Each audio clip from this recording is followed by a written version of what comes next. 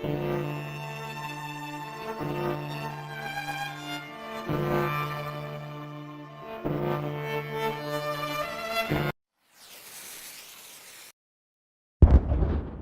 this is the defenestration of Prague in 1618. What is very significant about this event was that it was the catalyst, is seen as the catalyst for the 30 Years' War, which occurred in Central Europe mainly. And there were the factions of the Catholic nobles and the Protestant nobles. And the Protestant nobles were asking the Catholic nobles if they knew anything about an event that had occurred earlier. And two of the Catholic nobles said that they did. So the Protestant mob literally threw them out of a window with the secretary. It was printed by Matthaus Meridan in 1618 of Switzerland, and he had heard about this event and wanted to print it. So that spread propaganda of how Catholics and Protestants could not get along, and led to multiple other different conflicts throughout world history as well.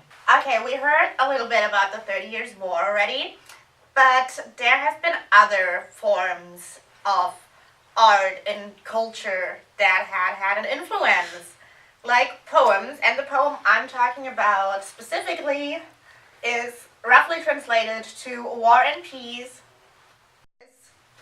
The poem is by Friedrich von Logau, and it was written in 1655, and it was the same year that he died. It's out of a book called Tränengedichte, which is translated to tear poems.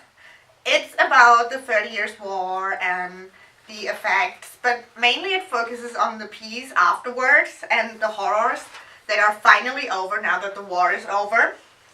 It has a critical stand against the war and war in general. It's still an art form and a very popular one during the Renaissance, I might add.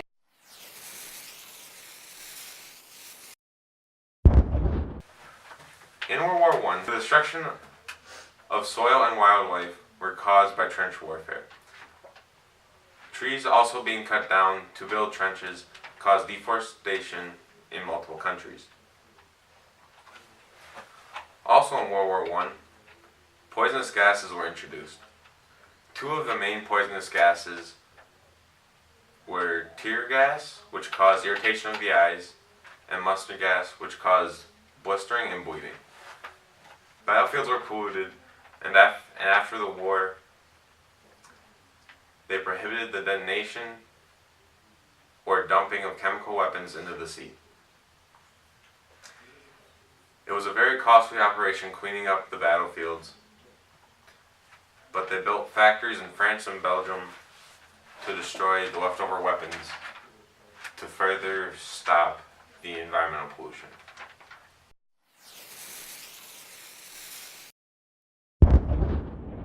When you think of World War II, generally you think of prisoner of war camps, concentration camps, soldiers on the front line.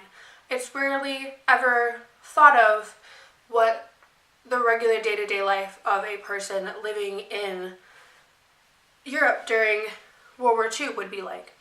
I was lucky enough to stumble upon an excerpt from a book called Diary from the Years of Occupation 1939 to 44 by Zygmunt Kukowski on the American Holocaust Museum website that detailed this man's life.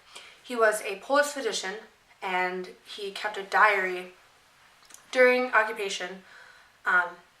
Whilst Germany was invading and the Nazis were coming, he would detail about how he saw bodies riddling the streets. He saw his friends sell Jewish people to save their own lives, and he saw people being sent to concentration camps, and all of the cultural shift from his normal day-to-day life as a physician to him being threatened with death for trying to help someone.